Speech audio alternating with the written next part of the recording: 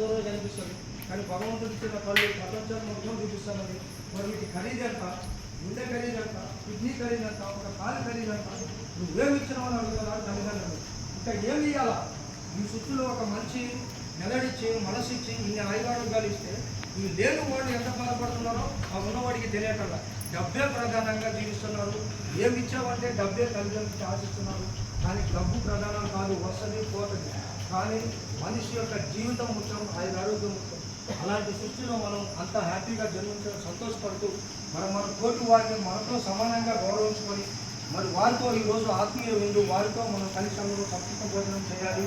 మరి వారికి మన వంతు సేవా కార్యక్రమం ఎంతో ఒక రోజుకో 2 రోజులకో నిత్యావసరం సరుకులు ఇవ్వాలి. ప్రపంచంలో ప్రతి ఒక్క మానవుడికి నిత్యావసర సరుకులే అవసరం. కాబట్టి మనం ఏమి ఇచ్చినా 100 ఇస్తే 200 కావాలి, 500 ఇస్తే 1000 కావాలి, 1,00,000 ఇస్తే 2 లక్షలు కావాలి. కానీ భోజనం విషయంలో ఇంకా సాలు అంటారు. ఒక భోజనం మన వాళ్ళందరూ ఏర్పాటు చేశారు. ఈ యొక్క నిత్యావసర సరుకులు చిరు సత్కారం. మీకేదో మేము గొప్పగా చేయటం లేదు. ఈరోజు మా వంతు చిరు సత్కారం, ఉడతా భక్తిగా మీ ఆత్మీయతను పెంచుకోవడం ఫస్ట్ పాయింట్. ఇక్కడ మనందరము సమానమే. ఇక్కడ ఉన్నటువంటి మానవుల్లో అనే విషయం తెలియపరచడం కోసం ఎవరు తక్కువ ఎవరు ఎక్కువ కాదు. ఈరోజు నాకు తెలిసి ప్రపంచంలో ఉన్నవాడు లేనివాడు, గుణం ఉన్నవాడు గుణం లేనివాడు కాదు. ఈరోజు ఎవరైతే ఆత్మీయతగా పలకరించుకొని మంచి చిరునవ్వుతోటి ప్రతి ఒక్కరిని సమానత్వంతో గౌరవిస్తారో వాడు దేవుడు, వాడు మనసున్నవాడు.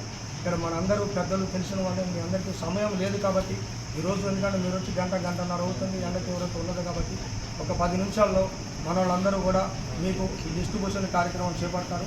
తదుపరి మీరందరూ కూడా అక్కడ సీట్లో కూర్చొని మంచిగా హ్యాపీగా భోజనం చేసి మీ ఆశీర్వాదం నాకు ఇచ్చి సంతోషంగా మళ్ళీ తిరిగి క్షేమంగా ఇంటికి వెళ్ళాలని మీ అందరినీ మనస్ఫూర్తిగా కోరుకుంటూ వేదిక మీద కావు మన సీట్లు తేడా వస్తుంది. కింద నుంచి తేడా వస్తుంది సీట్లు.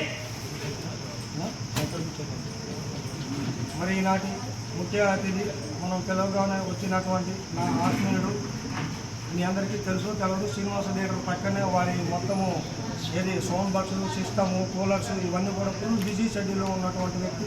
మరి ఇటు రాజకీయ పరంగా, ఇటు వ్యాపార పరంగా, ఇటు మన ఉమ్మడి ఖమ్మం జిల్లాకి గవర్నర్గా వచ్చినటువంటి నా ఆత్మీయుడు గుమ్మడివెల్లి శ్రీనివాస్ గారిని వేదికను అలంకరించగా కోరుతున్నాను.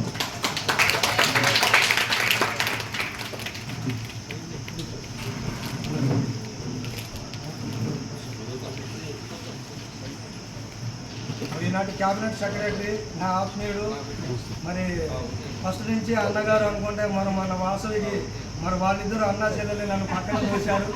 మరి శ్రీలంక ట్రిప్ నుంచి మరి బావగారికి క్యాబినెట్ సెక్రటరీ వారికి కూడా ఈనాటి డిస్ట్రిక్ట్ ఆఫీసర్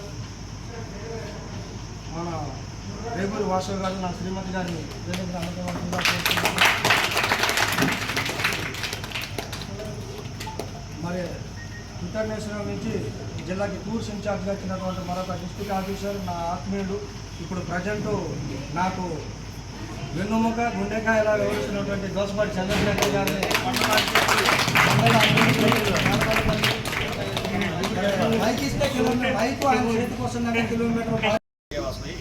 ఈరోజు వాసవి క్లబ్ ఇంటర్నేషనల్ మరి vice president multiple Revuri Hanumantharao garu మరి ఇక్కడ మొన్న ఈసారి నేలకొండపల్లి టౌన్కు పట్నా ఆర్ఎంఏ సంఘ అధ్యక్షులుగా నియమించడం జరిగింది. మరి ఆ నియామకమైన తర్వాత ఫస్ట్ బర్త్డే ఈరోజు ఫస్ట్ బర్త్డే అసలు ఏం చేస్తామంటే ఎక్కువ శాతం మనం బర్త్డేలకు ఇక్కడ మేము చేసేది ఖమ్మంలో కానీ ఎక్కడైతే ఆర్యవేషలకు మరి ప్రిఫరెన్స్ ఇచ్చి ఆర్యవేషలకు నిత్యావసర సరుకులు కానీ మరి ఇంకేమైనా కానీ ఇవ్వడం జరుగుతుంది.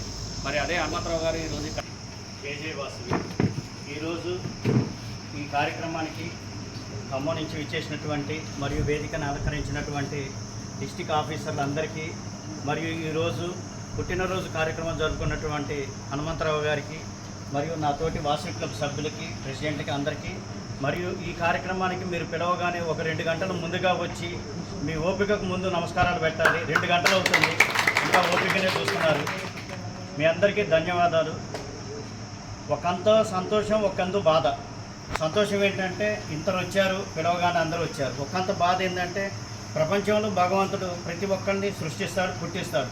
కానీ ఏదో ఒక చిన్న లోపం వల్ల మీరు వికలాంగులుగా ఉంటూ సమాజానికి ఎంతో అంత చేయాలని మా వాసవి క్లబ్ ద్వారా సేవ చేసే దాంట్లో మీకు కూడా వచ్చే అవకాశం ఉంది కాబట్టి ఇవాళ కూడా నేను ఒక నిర్ణయం తీసుకుంటున్నాను. ప్రతి సంవత్సరం నా బర్త్డే కూడా సరే ఇంతమంది కాకుండా 10-15 మందికి నా చేతమైనంత వరకు తోచినంత వరకు వికలాంగుల సమక్షంలో వికలాంగులకే సేవ చేయాలని ఈరోజు ఈ కార్యక్రమం ద్వారా నేను నిర్ణయం తీసుకుంటున్నాను.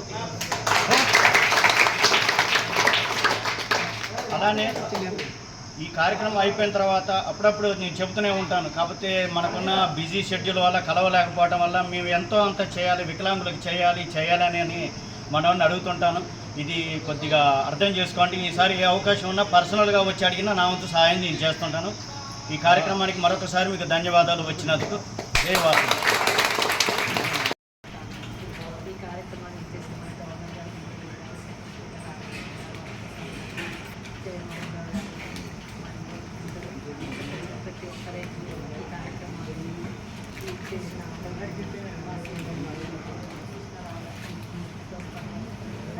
పేరున నా హృదయపూర్వక ధన్యవాదాలండి. ఈ కార్యక్రమానికి ఇంత ఎండలో కూడా ఇంతమంది రావడం చాలా అదృష్టంగా ఉంది. ఈ కార్యక్రమంలో ఇంత బాగా ఎండ తీవ్రత ఉన్నా కూడా ఈ కార్యక్రమానికి ఇంతమంది రావడం మన రేగూరి గారి కార్యఫలమే అనుకోవచ్చు. ఎందుకంటే ఈ టైంలో కూడా ఇంతమంది వచ్చారు, అటెండెన్స్ చేసుకున్నారు అంటే ఆయన కృషి పట్టుదల వల్ల నేలకొండపల్లిలో ప్రతి ఒక్క కార్యక్రమంలో నేను ముందున్నానంటూ అన్నింటిలో పార్టిసిపేట్ చేయడం జరుగుతుంది. అందుకోసమనే మనం ఆయన్ని ఈరోజు పుట్టినరోజు సందర్భంలో మా ఆశీర్వాదం తెలియజేస్తూ ఇలాంటి కార్యక్రమాలు ఎన్నో చేయాలి, అన్ని వాసవి క్లబ్ ద్వారా జరగాలి, అందరూ పార్టిసిపేట్ చేయాలని చూస్తూ ఇంటర్నేషనల్లో కూడా ఇక నేలకొండపల్లిని నెంబర్ 1లో ఉంచాలని కోరుకుంటూ నా వికలాంగుల తరపున అందరి తరపున జన్మదిన శుభాకాంక్షలు.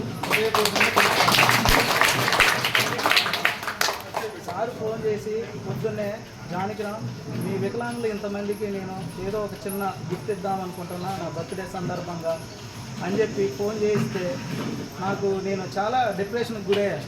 ఎందుకనంటే ఈరోజు కన్న తల్లులే మమ్మల్ని పట్టించుకోని స్థితిలో ఉన్నారు. అలాంటిది వారు మంచి హృదయంతో మా ముందుకు వచ్చి మాకెంతో కొంత ఇయ్యాలన్నందుకు మేము వారికి హృదయపూర్వకంగా నా వికలాంగుల తరఫున రుణపడి ఉంటామని తెలుపుతున్నాం. అదేవిధంగా ఇంతమందిలో ఒక్కటి అనేది ఎవరితో మొదలైద్ది అని అంటే ఫస్ట్ ఎవరైతే మొదలు పెడతారో వారితోనే మొదలైద్దని ఈరోజు రేగూరి హనుమంతరావు గారిని చూసి ఇలా మేము తెలుసుకున్నాం.